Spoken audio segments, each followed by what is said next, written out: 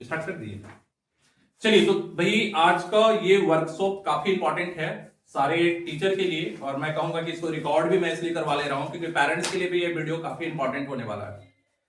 क्योंकि नए साल का मैं एक बार फिर से आप सभी को हैप्पी न्यू ईयर बोल दूं, और ये हैप्पी न्यू ईयर कहीं ना कहीं नए साल एक नया सवेरा लेकर आए और हमारे बच्चों की जीवन बहुत ही ज्यादा बेहतर हो, खासकर एक दो नए चीजों के साथ, क्योंकि आज हमारा भारत वर्ल्ड की सबसे बड़ी जनसंख्या वाला देश बन चुका है और यहां किसी भी बच्चे का कैरियर बड़ा संघर्षमय होने वाला है।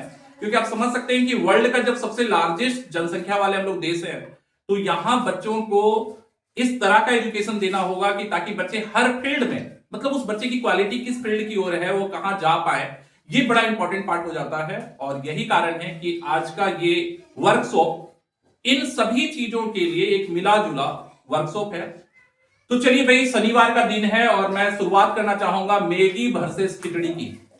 भाई ये मैगी वर्सेस खिचड़ी का बात क्या है मैं बता दूं आपको कि मैगी क्या है। मैगी आज बड़ा फेमस, लोगों का 2 मिनट में तैयार होने वाला रेसिपी जिसको लोग अब ज्यादा पसंद कर रहे हैं। और एजुकेशन भी कहीं ना कहीं मैगी की तरह हो चुका है। कहीं ना कहीं एक रेसिपी जो मैगी का प्रोसेस है वो हम लोगों ने भी अपना लिया है। कैसे, मैं आगे की वीडियो में क्लियर करूंगा। और खिचड़ी, क्योंकि शनिवार का दिन है, मैं खिचड़ी की बात कर रहा हूं। ये खिचड़ी तो तब खाना पड़ता है जब हॉस्पिटल में एडमिट हो जाते हैं।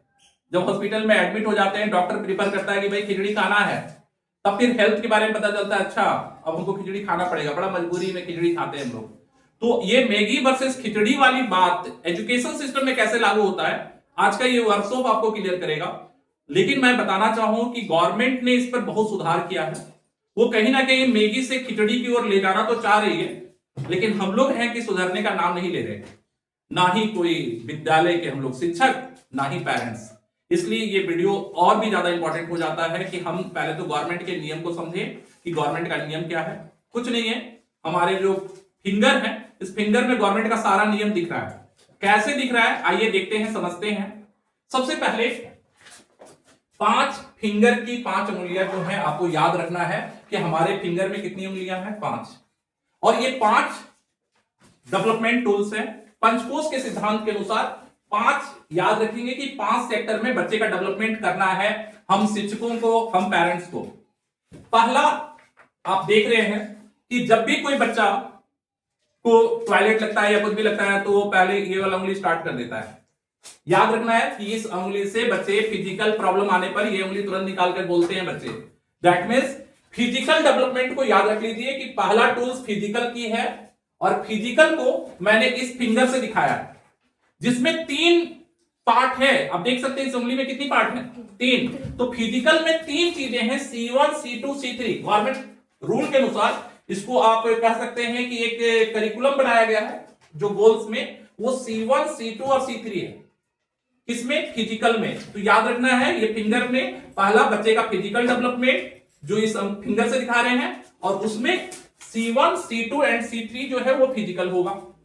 दूसरा, सेकेंड उंगली की बात करें तो ये रिंग फिंगर है। कहीं ना कहीं ये हमारे इमोशन से जुड़ा रहता है, और आप जानते हैं कि लोग कहते हैं कि भैया अंगूठी इसमें इसलिए पहना जाता है कि इसका हार्ट के साथ कनेक्शन है, इमोशन के साथ इसका अच्छा कनेक्शन है। इसलिए मैंने इस फिंगर को आपके जो इमोशनल एक जो डेवलपमेंट आना चाहिए C4 C5 और C6 में, उसको मैंने इस फिंगर में ध्यान दिया। इसमें भी 3 आपको नजर आ रहा होगा, और आप मान लीजिए बस ऐसे ही याद रखना है, C1 C2 C3 C4 C5 C6। बीच वाला मिडिल फिंगर में कहीं ना कहीं एक जगह मैंने ब्लैंक रखा है, और वो ब्लैंक इसलिए है क्योंकि भाई इंडिया में मैथमेटिक्स को लेकर, कॉग्निटिव डेवलपमेंट की जब बात करते हैं तो मैथमेटिक्स को लेकर एक बहुत ही बड़ा नेगेटिव मैसेज है कि हम लोग उस चीज को सही ढंग से प्रीफर नहीं कर पा रहे।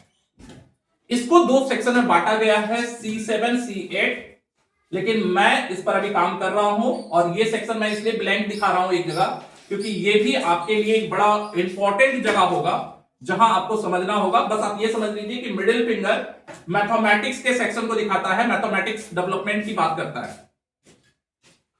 उसके बाद अगर आप देखें तो ये फिंगर जो है वो आपके लिटरेसी डेवलपमेंट, मतलब हिंदी इंग्लिश जो आप लोग लिटरेसी की बात करते हैं, वो C9 C10 और C11 में है।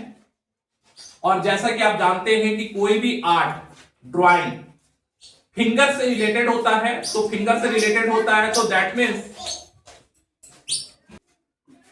तो भाई मैंने जैसा बताया आपको कि यहां तक तो C7 C8 मैथमेटिक्स का है, और जैसा मैंने अभी बताया आपको C9 C10 और C11 लैंग्वेज एंड लिटरेसी जो हम लोग इंपॉर्टेंट रखते हैं, और C12 और C13 कहीं ना कहीं आपके एग्रीकल्चर को, कल्चर जो आपका है, जो जिस जगह पर रह रहे हैं उसके आर्ट में कर ले, म्यूजिक में कर ले, ये सारी चीज हमारे कल्चर को रिप्रेजेंट करता है। अब ध्यान दीजिए कि यहां गलती क्या होती है। गलती ये होता है कि एजुकेशन को बस हम लोग इस 3 फिंगर का समझते हैं, ये 2 फिंगर को साइड कर देते हैं, क्योंकि पेंसिल जब पकड़ते हैं, पेन पकड़ते हैं तो ये 3 फिंगर से ही होल्ड करते हैं। तो हमारा पढ़ाई ना कहीं 3 फिंगर से रिलेटेड ही हो चुका है। आज जो हम लोग रिजल्ट दे रहे हैं, रिजल्ट में क्या दे रहे हैं, हिंदी में कितना मार्क्स लाया, इंग्लिश में कितना लाया, मैथमेटिक्स में कितना लाया, छोटे बच्चों के लिए तो यही चल रहा है। तो ये 3 फिंगर जो हमारा चल रहा है, C7 8 9 10 11 12 ड्राइंग बनवा लेते हैं बच्चे से, तो ये 3 फिंगर में जैसा पेंसिल होल्ड करना बच्चा सीख रहा है और 2 फिंगर को छोड़ दे रहा है, वैसे ही हम लोग भी पढ़ाई में कहीं ना कहीं अपने होलिस्टिक डेवलपमेंट में ये 3 फिंगर को तो पकड़ के रखे हैं, 2 फिंगर को कहीं ना कहीं इग्नोर कर दिए। आज मैं बात करना चाहूंगा इस 2 फिंगर की, जिसको हम लोगों ने कहीं ना कहीं पढ़ाई से बाहर कर दिया है, और ये वर्कशॉप का मेरा मेन मुद्दा होगा। और फिर मैं बात करना चाहूंगा अगले वीडियोस में मिडिल फिंगर की, जो कहीं ना कहीं अभी बहुत पिछड़ रहा है हमारे एजुकेशन सिस्टम में। लेकिन पहले ये लास्ट के 2 फिंगर की बात करते हैं कि ये क्यों छूट रहा है और इसका इंपॉर्टेंस क्या है। तो चलिए मैं बता दूं, जैसा कि आप सभी जानते हैं कि एक छोटे बच्चे का 6 साल के उम्र के अंदर 80% ग्रोथ जो होता है वो फिजिकल हो जाता है, और 80% ग्रोथ के बाद बाकी 20% पूरी जिंदगी में होता है, चाहे वो मेंटल हो चाहे बाकी फील्ड में हो। जबकि आप देख रहे हैं कि फिजिकल ग्रोथ जब 80% इसी उम्र में होना है, और 2.5 साल 3 साल में आप बच्चे को प्ले सेक्शन में डाल रहे हैं, तो फिर आप जरूर उम्मीद रखेंगे कि उसका फिजिकल ग्रोथ में स्कूल का एक योगदान हो, और उसके मेंटल ग्रोथ में भी स्कूल का एक योगदान हो, जो गवर्नमेंट के नॉर्म्स के अंदर अब आ चुका है। और इस बार हम लोग भी अपने प्ले सेक्शन में इन चीजों का मार्क्स अब बच्चों को देंगे। इसलिए यहां से वीडियो काफी इंपॉर्टेंट हो जाता है कि अब आप इसके अंदर जो मैंने एक एक सेक्शन बांटा था, C1 C2 C3, उसके अंदर भी छोटे छोटे सब सेक्शन बांटकर मैं आपको पूरा एनालाइज करना चाहूंगा कि टेस्ट कैसे होगा बच्चे का, और किन चीजों में हम कैसे टेस्ट लेंगे। इसके लिए पेरेंट्स भी तैयार रहें और टीचर भी उसकी तैयारी करवा दें। तो चलिए शुरुआत करते हैं। सबसे पहले C1, बच्चे की हैबिट। हर कोई जानते हैं भाई बच्चे का गुड हैबिट तो होना चाहिए, लेकिन हैबिट्स का टेस्ट कैसे होगा, इस चीज के लिए हम लोग जो इस बार रिजल्ट कार्ड बना रहे हैं उसमें मैं टेस्ट का आपको पूरा एक एक सेक्शन पर बात करता हूं। सबसे पहला आप देख रहे हैं हैबिट में फूड की बात, कि हम बच्चों को कहीं ना कहीं कोई हाइजीनिक फूड खाने नहीं दे, हेल्दी फूड दे। बोलिए सर तो इसका मतलब घर में जाकर कैमरा लगा के चेक कीजिएगा कि बच्चा क्या खा रहा है। नहीं भाई, मेरे पास उसके लिए भी एक मैथमेटिकल यूनिट है, मतलब रिजल्ट कार्ड में मैं बच्चे का BMI रिपोर्ट देखूंगा। तो फूड का टेस्ट हम देंगे BMI रिपोर्ट से, बॉडी मास इंडेक्स रिपोर्ट से। मैं बच्चे का, जो भी बच्चा आपका आ रहा है, उसका मैं हाइट और वेट के अकॉर्डिंग उसका BMI निकालूंगा। अगर बच्चा नॉर्मल है, मतलब कि हेल्दी है, तो BMI रिपोर्ट नॉर्मल आएगा।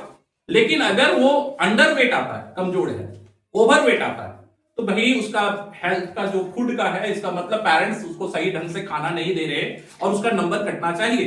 तो BMI रिपोर्ट में आपका नंबर जो होगा, उसमें नंबर उसके अकॉर्डिंग होगा कि बच्चा आपका कितना अनहेल्दी है या कितना हेल्दी। इसके अकॉर्डिंग आपको नंबर मिलेगा। अनहेल्दी है नंबर कम आएगा, हेल्दी है नंबर अच्छा आएगा।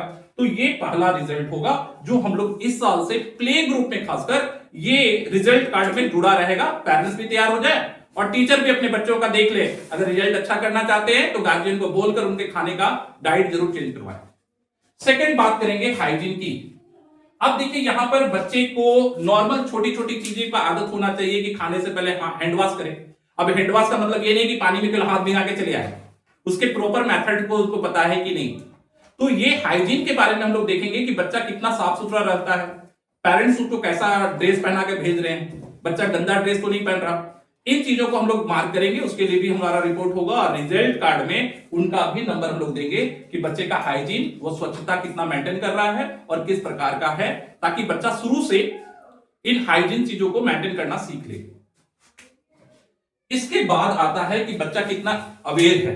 दैट मीन्स जब बच्चा आता है छुट्टी के समय या बाकी टाइम में, वो अपनी वाटर बोतल को अपने पास ढंग से रख पाता है कि नहीं, अपने लंच बॉक्स को रखता है कि नहीं, अपनी कॉपी सही ढंग से रखता है कि नहीं। जिन बच्चों के पेरेंट्स कॉपी को कवर वर लगा के नहीं भेज रहे, किन्हीं बच्चों का पेपर ऊपर पूरा फटा हुआ है, उनका नंबर डिटेक्ट होगा और कहीं ना कहीं मैं उसको अवेयरनेस वाली जो नंबर है वो मैं डिटेक्ट कर लूंगा। और जो बच्चे इन चीजों में ज्यादा अच्छा है वो ध्यान रखते हैं, क्योंकि पेरेंट ध्यान रखेंगे तो बच्चे भी रखेंगे और टीचर को भी इनका ध्यान रखना है, तो उनका नंबर ज्यादा अच्छा होगा। अनसेफ चीजों के बारे में पता होना चाहिए कि हमें इलेक्ट्रॉनिक गैजेट्स बच्चों को नहीं छूने देना है, स्विच बोर्ड छूने नहीं देना है, सीजर नहीं छूने देना है।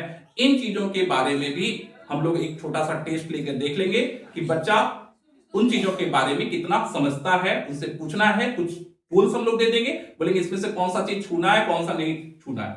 अगर बच्चे उसको पास करते हैं तो फिर उनका सेफ अनसेफ की चीजों का आइडिया है, उनको उनका नंबर मिलेगा। सेफ्टी रूल, ये भी एक बड़ा इंपॉर्टेंट पार्ट है कि बच्चे सेफ्टी रूल को शुरू से ही समझें कि जेब्रा क्रॉसिंग पे चलना चाहिए, कौन सा ट्रैफिक रूल क्या होता है। इन चीजों का भी कुछ उनके स्टैंडर्ड के अनुसार हम लोग कहीं ना कहीं कुछ क्वेश्चंस पूछेंगे कि सेफ्टी रूल्स के बारे में उनको क्या पता है। और एक बड़ा इंपॉर्टेंट सेक्टर है हेल्प की बात, क्योंकि हेल्प के लिए जो आप जानते हैं कि खासकर गुड टच बैड टच की बात हो जाती है, हेल्प की बात हो जाती है, इनसे रिलेटेड भी हम लोग कहीं ना कहीं एक डिजाइन कर रहे हैं ताकि उन चीजों के बारे में भी बच्चों को आइडिया हो। ये तो हो गई बच्चे की हैबिट्स की बात कि जो हैबिट्स को हम लोग चेंज करेंगे ताकि आपका बच्चा संस्कार, जैसा कि हम शुरू से बताते हैं, फर्स्ट स्टेप का फुल फॉर्म है संस्कार टेक्निकल एजुकेशनल प्ले स्कूल, और जहां संस्कार बच्चों का एक गुड हैबिट के रूप में चेंज हो, ये हमारा पहला लक्ष्य होगा। सेकंड बात करते हैं टेक्निकल। अब अगर टेक्निकल की बात की तो जैसे मैंने पहले भी कहा है कि भाई हमारे जो 5 सेंस ऑफ ऑर्गन है वो डेवलप कर रहे होते हैं, और मैंने कहा कि बॉडी का जो डेवलपमेंट है वो कहीं ना कहीं 6 साल के अंदर 80% हो जाता है। तो हमें देखना होगा कि हमारे बच्चे इन चीजों में जो हमारे 5 सेंस हैं उनको समझ पा रहे हैं या नहीं समझ पा रहे। इनका भी टेस्ट हम लोग स्टार्ट करेंगे। जैसे कलर, नर्सरी के बच्चे, जो प्ले ग्रुप के बच्चे, वो प्राइमरी कलर पहचानते हैं कि नहीं, प्राइमरी कलर का इंट्रोड्यूस करना, उनको आइडिया होना चाहिए। कलर ये नहीं कि रट ले, अब रेड किसको कहते हैं, हम लोग कहीं ना कहीं साइकोलॉजिकल रूप में बच्चों का जब टेस्ट लेते हैं तो उनसे पूछते हैं कि क्या ब्लैक पेन से रेड लिखा जा सकता है। अब बच्चे थोड़ा कंफ्यूज, क्योंकि अगर वो कलर को लेकर जान रहे हैं तो बोलेंगे रेड तो नहीं लिखा जा सकता, लेकिन वर्ड में तो रेड लिखा जा सकता है। तो ये एक साइकोलॉजिकल टेस्ट जिस प्रकार से होता है, लेकिन प्रैक्टिकल बात यह है कि बच्चा रियल में कलर को पहचानता है या नहीं, तो ये चीज हम लोग देखेंगे। अब देखिए यहां कभी कभी ये भी हो सकता है कि अगर बच्चे में बचपन से ही कलर ब्लाइंडनेस है और आप उसको कलर याद तो करवा रहे हैं, लेकिन वो बच्चा रियल में वो कलर ब्लाइंडनेस के चलते देख ही नहीं पा रहा, तो ये चीजें कहीं ना कहीं बच्चों का क्लियर होगा। जब हम उनके टेस्ट लेने लगेंगे प्रैक्टिकल वे में, तो हमें यह भी पता चलेगा कि कहीं हमारे बच्चे में कोई कलर ब्लाइंडनेस तो नहीं है, कि कोई स्पेशल कलर उनको दिखाई नहीं देता हो, क्योंकि ये बाद में पता चलता है, लेकिन अगर हमारी पढ़ाई सही हो तो ये शुरू से पता चल सकता है। शेप के बारे में अक्सर मेरे पास कंप्लेन आया है कि सर मेरा बच्चा स्मॉल लेटर बी डी में हमेशा गलती करता है। अब ये गलती इसलिए होता है क्योंकि बच्चे को शुरू से ही रीजनिंग की ट्रेनिंग हम लोग नहीं देते। उन्हें शेप्स में जो होता है कि कौन सा शेप ऑड है, इसमें से कौन सा अलग है, अगर ये प्रैक्टिस शुरू से कराया जाए तो कहीं ना कहीं बच्चे इस तरह की गलती आगे जाकर नहीं करेंगे कि बच्चा बी डी लेफ्ट राइट का चेंज होना, ये सब अगर प्रैक्टिस हमारा अच्छा होता है तो हम लोग कहीं ना कहीं इन मिस्टेक्स को आगे जाकर नहीं करेंगे। तो इन चीजों में शेप के बारे में भी उनको एक रीजनिंग लेवल पर, शेप में ये भी बात आ जाता है ट्रायंगल स्क्वायर, लेकिन मैं रीजनिंग लेवल पर भी बात कर रहा हूं कि उसका वो प्रैक्टिस उनका होना चाहिए। साउंड, अब ये टेस्ट भी आप लोग जान ले, सारे टीचर्स से लेकर पेरेंट्स तक, हम लोग उनको साउंड सुनाएंगे, दिखाएंगे नहीं पिक्चर, और उससे पूछेंगे ये किस एनिमल का साउंड है, ये वर्क में होगा उनका। अब ये उनको साउंड को सुनकर पता करना कि ये साउंड रियल में किस एनिमल का है। बेसिक कुछ एनिमल का तो लोग जानते हैं, बिल्ली की आवाज, कुत्ते की आवाज, लेकिन उसमें बहुत सारे ऐसे साउंड है, शेर का आवाज, अब वो तो पार्क अगर गए हैं तो साउंड पता नहीं शेर का सुने कि नहीं सुने। तो ये कहीं ना कहीं साउंड की कैपेसिटी उनके सुनने का जो है वो कैसा है, कितने चीजों का, गाड़ियों का अलग अलग व्हीकल्स का बात, ये अलग अलग जो हमारे क्लासेस हैं उनके स्किल के अकॉर्डिंग हम लोग इसका सिलेबस आप लोगों को प्रोवाइड करेंगे और ये आपको प्रैक्टिस पेरेंट्स को भी कराना है और टीचर्स को भी कराना है। स्मेल की बात करें, स्मेल में भी वही चीज है कि जो स्मेल्स होता है कुछ गुड कुछ बैड होता है, लेकिन स्मेल में भी डिफरेंट टाइप्स होते हैं और कहीं ना कहीं ये फ्यूचर से बड़ा रिलेटेड चीज है। मतलब अभी तो लगता है आपको कि ये पढ़ा रहे हैं, लेकिन आने वाले समय में इससे पूरी इंसान जिंदगी बिता सकता है। तो यहां पर भी हम बच्चों को अलग अलग टाइप का स्मेल, जैसे फ्रूट्स में ही हो गया मैंगो का, ऑरेंज का, दोनों का स्मेल अलग है। तो इस तरह से स्मेल्स में फ्लावर का हो गया, अगर हम 2-3 फ्लावर परफ्यूम ही रख दे फ्लावर में डालकर और उसके बाद हम बोले कि भाई इसमें कौन सा स्मेल आ रहा है। अब रोज के अंदर हम अगर दूसरा स्मेल डाल दें तो बच्चा तो उसको देख के रोज बोलेगा, लेकिन स्मेल के अकॉर्डिंग अगर सही पहचान रहा है, स्मेल को पहचान रहा है कि किसका स्मेल कैसा होता है, तो वो रोज के अंदर भी फिर दूसरे फ्लावर को ढूंढ पाएगा। ये तो थोड़ा सा हार्ड क्वेश्चन हो गया कि कलर मैंने फ्लावर कोई और दिख रहा है, स्मेल मैं उसमें कुछ और मिक्स कर दूं और बच्चा समझ पाए, लेकिन हमको ये कैपेसिटी कैपेबल बनाना है कि बच्चे स्मेल को समझ पाए। टेस्ट, कहीं ना कहीं आप देखते हैं कि आज जो फूड ब्लॉगर्स हैं, कुछ अच्छे फूड ब्लॉगर्स कहीं ना कहीं टेस्ट को लेके जाने जाते हैं। जब वो टेस्ट को एकदम एनालाइज करते हैं, एक एक लेवल तक, उसके फ्लेवर तक अगर एनालाइज करते हैं, तो उनका कहीं ना कहीं आप देखेंगे कि उनका जो रिव्यू होता है वो काफी डिफरेंट होता है। तो रिव्यू भी एक स्टैंडर्ड, ये डिपेंड करता है कि बच्चे बचपन से ही टेस्ट को समझ पाए कि टेस्ट का फ्लेवर कैसा है, इन चीजों का। इसके भी टेस्ट हम लोग डिजाइन करेंगे कि बच्चे को अलग अलग, ठीक है, आप सोचिए व्हाइट तो दोनों दिखता है, मैं चीनी को भी पीस दूंगा और नमक भी रहेगा। अब बच्चे सॉल्टी कौन सा है, स्वीट कौन सा है, ये टेस्ट उसको पाउडर देकर पता करना, टेस्ट करना और उससे बताना कि ये क्या है। तो कहीं ना कहीं भाई टेस्ट का भी टेस्ट हम लोग रखें ताकि बच्चे का बेसिक जो सेक्शन है वो इंप्रूव करे। लास्ट में सेंस और टच, जो टच होता है, स्मूथ सरफेस है, रफ सरफेस है, डिफरेंट टाइप ऑफ सरफेस। इससे क्या होता है कि जब आप कपड़े दुकान में जाते हैं और कपड़ा खरीदते हैं तो कहीं ना कहीं देखते हैं कुछ अनुभवी व्यक्ति जो होते हैं वो कपड़ा को छूकर ही बता देते हैं कि कपड़े की क्वालिटी कैसी है। और जिनको इस चीजों का अनुभव नहीं होता, जिनको ये सेंस का अनुभव नहीं होता, वो फिर कोई भी कपड़ा को कलर उलर देख के ले आते हैं। लेकिन जो अनुभवी व्यक्ति होते हैं वो कपड़े का कहीं ना कहीं अपना टच कर देखते हैं और कपड़े की क्वालिटी तुरंत जज कर लेते हैं। तो ये क्वालिटी हम लोग बच्चों के अंदर शुरू से डेवलप करें। इसके लिए भी हमारा कुछ टेस्ट होगा जिसको हम लोग रिजल्ट कार्ड में जोड़ेंगे। ये बड़ा प्रयास है हमारा कि इस बार हम लोग जो मार्च के बाद न्यू सेशन स्टार्ट करें। जो छोटे बच्चे आते हैं, लोग कहते हैं कि छोटे बच्चे को पढ़ाना नहीं है तो स्कूल क्यों भेजना। मुझे लगता है कि स्कूल भेजना चाहिए, बहुत कुछ काम है जो करना चाहिए। और मुझे लगता है कुछ स्कूल वाले भी अगर ये वीडियो देख रहे हैं तो आई काइंडली रिक्वेस्ट कि निस्वार्थ होकर आप इन चीजों को अपने यहां अप्लाई करें, क्योंकि झारखंड को हमें बहुत ऊंचाई तक ले जाने की जरूरत है। Gross motor skill, fine motor skill, ये बहुत ही इंपॉर्टेंट सेक्टर है हमारे प्ले ग्रुप्स के टीचर के लिए कि वो हर एजुकेशन में ग्रोस और फाइन मोटर स्किल को यूज करें। अब बच्चे को डायरेक्ट आप एबीसीडी लिखना मत सिखाएं। अब बच्चे का समझे कि 3 फिंगर का एक्सरसाइज, जैसा मैं अभी कह रहा था कि 2 फिंगर को लोग छोड़ रहे थे, तो ये 3 फिंगर की एक्सरसाइज भी यही 2 फिंगर के अंदर छिपा है। क्योंकि फाइन मोटर स्किल कहीं ना कहीं बच्चे का फिंगर जो है, आपका हैंड एंड फिंगर्स का कोऑर्डिनेशन आई के साथ कैसे हो ये सिखाता है। और उसी से रिलेटेड पढ़ाई, जैसे आप एक कूट के तख्ते में एबीसीडी लिखे हुए हैं, चिमटा से आप एबीसीडी में क्लिक करने दे रहे हैं, बच्चे का फिंगर स्ट्रांग हो रहा है, बच्चा एबीसीडी इंट्रोड्यूस भी कर रहा है। आप किट की तरह एबीसीडी बना रखे हैं, बच्चे को जंप करने दे रहे हैं, बच्चे का gross motor skill, physical development भी हो रहा है, बच्चा एबीसीडी सीख रहा है। पढ़ाई का ये मेथड्स कहीं ना कहीं प्ले सेक्शन का एक इंपॉर्टेंट टूल है। बच्चे पढ़े तो इसी दोनों स्टाइल पर उनकी पूरी पढ़ाई कराई जाए, ये गवर्नमेंट भी चाहती है। तो दैट मींस ये हो गया आपका फिजिकल टेस्ट और ये फिंगर आपका खत्म हो गया, C1, C2 एंड C3। बात करना चाहेंगे इसके आगे, अगर इमोशनल टेस्ट की बात करें तो कहीं ना कहीं ये बहुत बड़ी समस्या आज के दौर में है, क्योंकि मोबाइल के आने के बाद इसका चुनौती काफी बढ़ गया है। क्योंकि जब से एआई आ गया और मोबाइल आ गया, बच्चों से पेरेंट्स का अटैचमेंट दूर होता जा रहा है। अब आपको खाने के लिए ना बिना मोबाइल के आप अपने बच्चे को खिला नहीं पा रहे। ये बहुत बड़ी चुनौती है आज के बच्चों पेरेंट्स की। और मैं कहना चाहूंगा कि इसके लिए आप सतर्क हो जाएं, क्योंकि कहीं ना कहीं आप अपने इस फिंगर की जो पढ़ाई है उसमें बच्चे पिछड़ते हुए नजर आ रहे हैं, हमारे आज के आधुनिक बच्चे। और इसके लिए भी हम लोगों को कुछ नए पहल करने की जरूरत है। पहला मैं फैमिली की बात कर रहा हूं कि बच्चे फैमिली के साथ कितने अटैच्ड हैं, कितना टाइम इन्वेस्ट कर रहे हैं, वो मोबाइल पर कितना इन्वेस्ट कर रहे हैं, फैमिली पर कितना इन्वेस्ट कर रहे हैं। और ये टेस्ट कहीं ना कहीं फैमिली के अकॉर्डिंग होगा। मतलब पेरेंट्स से हम लोगों को इसका एक पूरा सर्वे रिपोर्ट चाहिए कि भैया फैमिली के साथ बच्चा कितना टाइम दे रहा है और फैमिली उनको कितना टाइम दे रही है, इज द वेरी इंपॉर्टेंट। तो बच्चे का फैमिली के साथ इमोशनल अटैचमेंट कैसा है। गुड्स, जैसा कि मैंने वस्तुओं के साथ कहा, जैसे आज बच्चों के साथ मोबाइल के साथ अटैचमेंट बहुत ज्यादा हो चुका है। अनगुड्स के साथ आप अटैचमेंट जुड़वाएं, मतलब कि उनको खेलने के लिए बैट बॉल दे दें, कुछ और खिलौना दे दें। तो जो गुड्स है उसमें आप देखेंगे कि मोबाइल को छोड़कर आप दूसरे गुड्स पर बच्चे को शिफ्ट कर पा रहे हैं कि नहीं। आपका बच्चा कितने घंटे मोबाइल पर चल रहा है, कितने बच्चे खिलौने के साथ खेल रहा है, इज द वेरी इंपॉर्टेंट। इन चीजों को भी हम लोग एब्जॉर्ब करेंगे अब आने वाले सदी में। इनके लिए भी कार्ड में मैं अभी व्यवस्था फिलहाल ये तो मैं कर ही रहा हूं, इसके लिए मैं आप लोगों से राय भी लूंगा और इसके लिए भी कुछ आगे का प्लान हम लोग कर रहे हैं।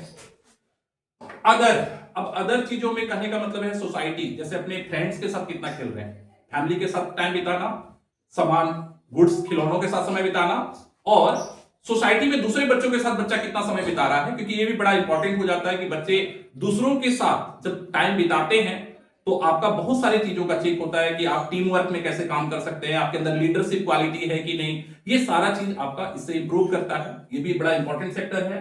उसके बाद बच्चे के कुछ नेचर में बच्चा कितना कोऑपरेटिव बिहेवियर का है, एक दूसरे को कोऑपरेट कर रहे हैं कि नहीं कर रहे हैं, उस तरह का बिहेवियर उनका कैसा है, सोशल नॉर्म्स कैसा है, बच्चा सोसाइटी के लिए समाज में किसी के लिए कुछ अच्छा करता है कि केवल अपना सेल्फिश अपना देखता है, वो चीजों को देखना।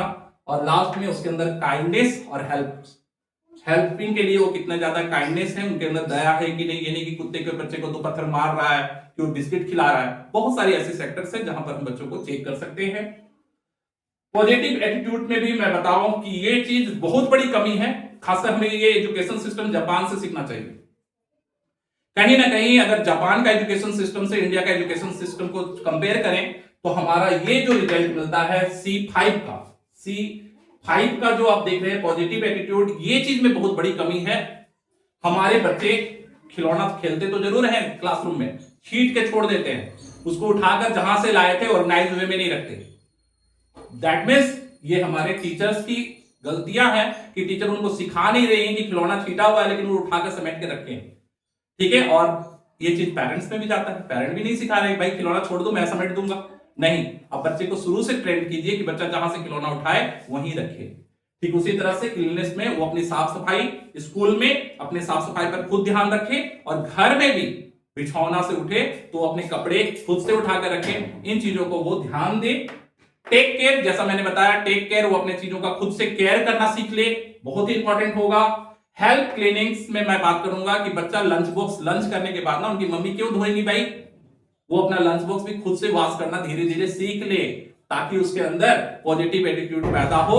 जब हॉस्टल में रहेगा बच्चा तो आपको सरदर्द नहीं होगा। तो दैट मीन्स ये बचपन से ही ट्रेनिंग देने की जरूरत है, ये गवर्नमेंट नॉर्म्स में भी जोड़ दिया गया है। लास्ट में जो हेल्प किचन, मैं कहूंगा कि पेरेंट्स को कि भाई आप लोग, जैसे आप लोग देखे हैं कि हम लोग सैंडविच डे में बच्चों को सैंडविच डे में खुद से सैंडविच बनाने के लिए सिखाते हैं, ये बराबर आप लोगों ने मेरे स्कूल के वीडियो में भी देखा है। लेकिन कहीं ना कहीं मैं पेरेंट्स से भी रिक्वेस्ट करूंगा कि जो फायर फ्री कुकिंग होता है कि आप कुछ सलाद बनवा रहे हैं, ठीक है, लेकिन आप उसको आप नाइफ तो नहीं पकड़ा सकते, लेकिन कुछ कुछ चीजें कटिंग करके दे दिए, मिक्स करने दे दिए, इस तरह का आप उनसे जरूर हेल्प लीजिए, ताकि बच्चे के अंदर उसका जो पॉजिटिव विकास होना चाहिए वो उसके अंदर एक अच्छा डेवलपमेंट होगा।